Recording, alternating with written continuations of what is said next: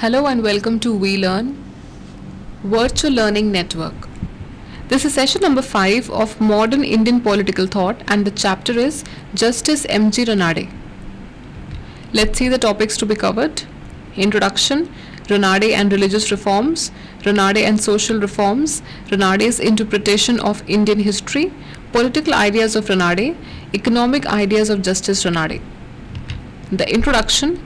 In 19th century, India was characterized by the emergence of various ideologies and movements seeking to bring about social and political reforms. So there were many movements, many ideologies in 19th century India which were seeking about reforms, changes and social and political order. Justice M.G. Ranade was in the forefront of this reformist movement in the western part of India. So M.G. Ranade was spearheading the reformist movement in western part of India. Ranade was born on 18th January 1842 at Nasik in an orthodox and well-to-do Brahmin family. Ranade wrote a number of books and articles, delivered lectures and drafted petitions to awaken in the people a consciousness about their rights. So he wrote a lot of books, articles, delivered lectures and drafted petitions to awaken the people, to awaken their consciousness about their rights, about their duties and to make them aware, to give them knowledge and education. In all his activities, he carried forward the message of Raja Ram Mohan Roy. Ranade and his religious reforms. Ranade's criticism of Hindu religious practices. Though Ranade was a great admirer of Indian culture and religion, he was highly critical of some of the Hindu religious beliefs and practices. Therefore, he did not advocate conversion or the establishment of a separate sect. He was highly critical of some of the Hindu beliefs, superstitions and evil practices which this religion contained, and he therefore did not advocate conversion of from any of the religion to this religion or any establishment of a separate sect or a group. Ranade's philosophy of theism. Ranade believed in the existence of one God and was therefore a monotheist. He said that there is only one God, but there are various routes to achieve that God. In his book Philosophy of Indian Theism, he expounded the theistic interpretation of the universe and wrote against materialism and agnosticism. He wrote against materialism and materialist concepts and materialist things and the wealth and possessions. He emphasized on theistic qualities means to believe in God and there is only one God. Religious reforms, Prarthana Samaj and Brahmo Samaj compared. The Brahmo Samaj established by Raja Ram Mohan Roy inspired Ranade to establish the Prarthana Samaj. However, Ranade decided from the beginning that the Prarthana Samaj would not follow the Brahmo Samaj in totality. He wanted the Prarthana Samaj to bring about changes from within by remaining in the Hindu fold, unlike the Brahmo Samaj which had disturbed, according to Ranade, the historical continuity of the community by going out of the fold. So he wanted Prarthana Samaj, Ranade wanted Prarthana Samaj to bring about internal changes, internal positive changes rather than the Brahmo Samaj which disturbed the historical continuity and went somewhere out of the track. Social reforms. Ranade's criticism of the Hindu society. Ranade held that the root of all evils of the Hindu society could be traced to a distorted understanding of the Hindu religion. There was distorted understanding, there was a partial understanding of the Hindu religion. It was religion that gave sanction to the caste system, untouchability and subjection of women. So, according to him, it was a religion that gave sanction to caste system, to untouchability and women should be subjected, women are not important, and caste system which divided people into various sects and groups and also untouchability, and against the untouchables who were not allowed to sit with the people of the upper castes in the schools, and also they were also denied certain and a lot of rights as well. So he criticized the Hindu society for containing all these evils. Ranade on social reforms. Ranade believed in all-round development of the society and held that social, religious, political and economic reforms were interdependent. So the reforms social, religious, political, and economic, they were all interdependent. They were linked, they were dependent on each other. Like one reform would pave the way for other reforms. Reforms, according to Ranade, had to be gradual and undertaken in such a manner that it did not break the continuity of traditions. So, reforms, according to Ranade, have to be gradual, slow, and in a manner that did not break the continuity of traditions which were formed from a long time. Ranade's interpretation of Indian history. According to Ranade, the development of history took place on the basis of divine will.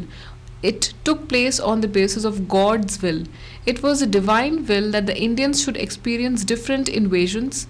It was a divine will that the Indians should experience different invasions and different thinking and outlook.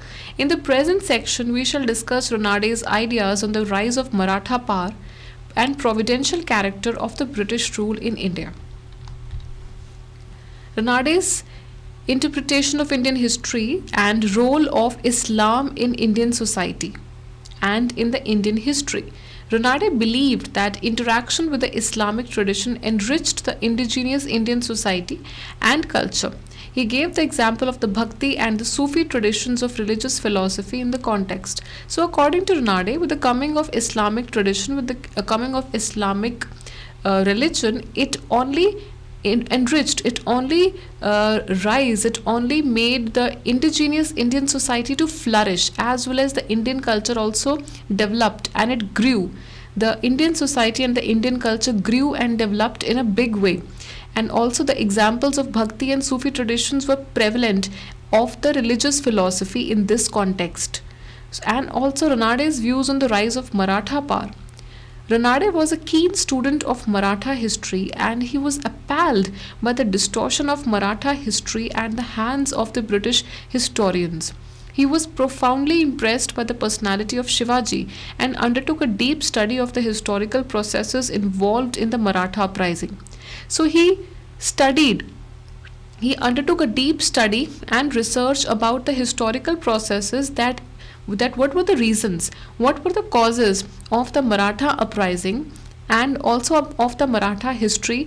And the British historians, at the hands of British historians, the Maratha history was distorted. It was not in the proper form. And he was also profoundly impressed by the personality of Shivaji as well. Ranade on the British rule in India. Ranade was of the opinion that the British conquest of India was a divine arrangement because it was God's desire to keep the Indians under British guidance. So what Ranade felt, he was of the opinion that British conquest happened because of God's will, because the God wanted, and it was the God's desire to keep the Indians under the British guidance. So he had no doubts about the fact that the Indians were the chosen people of God, but to redeem themselves and their past, they required to have guidance from the British. He had no doubts that yes, Indians were the chosen people of God, but to redeem themselves, to free themselves, to make them aware of their past and also of their present, they needed to have guidance, they needed to have proper guidelines from the Britishers or from the British rule only to make them grow and flourish. Ranade realized that foreign rule had adversely affected the intellectual, moral, and cultural health of the society. Due to the foreign rule, it affected the moral, the intellectual, as well as the cultural health of the people, of the nation, and the whole fabric, the whole intellectual, moral, and cultural fabric was disturbed. Political ideas of Ranade. Ranade's ideas on liberalism. Ranade's concept of liberalism was based upon his overall theory of morality, which drew upon the belief that the purpose of all human activity was the development of man and his capacities in all spheres of life. Liberalism, his concept of liberalism, in which it was based, that morality, overall theory of morality, that only drew up on the belief that why a human activity happened, because for the development of the faculties of man and upon the development of the man's capacities in all spheres of life, social, political, economic, cultural, spiritual, to develop the man, to give the man freedom, the values, dignity, as well as the development of caliber and his capacities in all spheres. Renard on the nature and functions of the state, what he said. Renard differed from the British individualists regarding the role of the state in the field of political economy.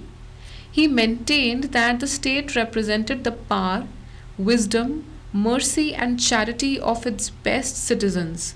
So Renard said that the state was aware, the state was a facilitator for the people at large. It worked only for the citizens' welfare, whether in terms of education, health, in a political manner. That state only represented power. Power rested in the hands of the state. Wisdom, knowledge, mercy, and charity of its best citizens, the state knew at its best. So, the functions and nature of the state were quite ethical and a facilitator sort of functions which the state represented. And Renard's ideas on Indian administration. Renard, the prophet of Indian nationalism. Renard's ideas on Indian administration and Renard, the prophet of Indian nationalism, his ideas on Indian administration suggested many reforms in its working. Renard was a keen student of Indian administration and suggested many reforms. The establishment of a democratic government in India was his goal.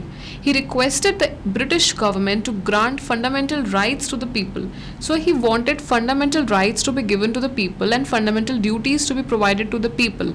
And his goal was to establish democratic government in India where everyone would be given the rights to elect their form of government, and they were given free rights. The people were free to participate in the political activities and in the activities of the government.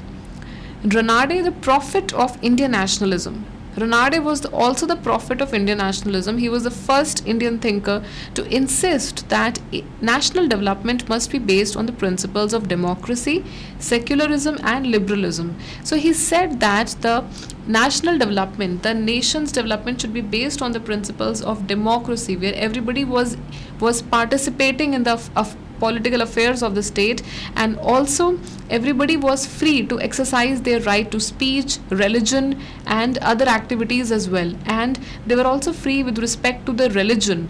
Every religion was equal in the eyes of law. No religion was more or no religion was less. And also liberalism, to give freedom, to give liberal ideas to the man, and also to give dignity to the individuals concerned. Economic ideas of Justice Renard. Renard on Indian political economy. While studying Indian political economy, Renard reviewed the then prevalent theories of economic development. He came to the conclusion that they could not be arbitrarily applied in a backward country like India. He made it clear that as in other social sciences, in economics also, time, place, circumstances, endowments and aptitudes of men, their laws, institutions and customs should be taken into account.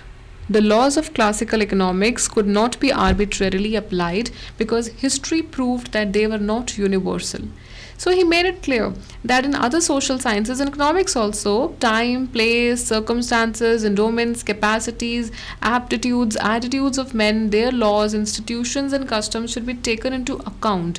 The laws, institutions, the media, the regular practices and also the laws of classical economics could not be arbitrarily applied because history proved that they were not universal in the same, so they were not to be applied in every sort of situation. Renard on Indian agriculture. The improvement of agriculture, Renard suggested the following measures. New methods of agriculture or capitalist farming should be encouraged and land should be entrusted to such farmers. So land should be entrusted to the farmers who were farming the entire day, and also new methods of agriculture, the modern methods, the equipments to be used in the agriculture, they should be reformed. He held that the transfer of agricultural land to the capitalist farmer was necessary because he would make better use of it. the agricultural land should be given to the capitalist farmer, because he would be able to use it in a better manner for his upliftment and for his family's upliftment as well. For agricultural development, farmers needed capital, and for also the development of the agriculture, farmers also needed wealth. They also needed money, the capital, to make it and to revise it and to also bring a lot of modifications and changes in that sector. Ranade on industrialization. India was a land of poor people. Excessive reliance upon agriculture was the cause of this poverty. So, lot of people, and there was the higher percentage of the people were involved in agriculture. So that was the cause of the poverty. Therefore, Ranade argued that the poverty of the Indian masses could not be eradicated except through industrialization. So, in modern sort of industries and factories had to be set up to eradicate poverty and to bring in more money and the resources. However, India was a backward country, and in an underdeveloped economy like India, industrialization could not take place on the basis of individual initiative. There has to be a collected effort, there has to be a group effort, there has to be unity. Only a single person or individual initiative could not be taken place to bring in industrialization. The state had to play a positive role by setting up state-owned industries in key areas. State-owned industries like in defense or in any other sector or in any other field, the state-owned industries had to be set up to play a positive role and also to eradicate poverty. So the state have to cooperate with that individual, and with the people have to also come forward to bring in change. So that was all about Ranade in this session, and his ideas on nationalism, on liberalism, and how to free the man, and also about the economic nationalism, and also about the farming sector, where the farmers should be entrusted with the land, and how the new methods and the new equipment should be used in the agricultural sector. So these are some of the questions. Now you have to do it yourself. Question number 1. How did the views of Ranade and the classical economists differ? Question number 2. Why did Ranade favor emergence of the capitalist farmer?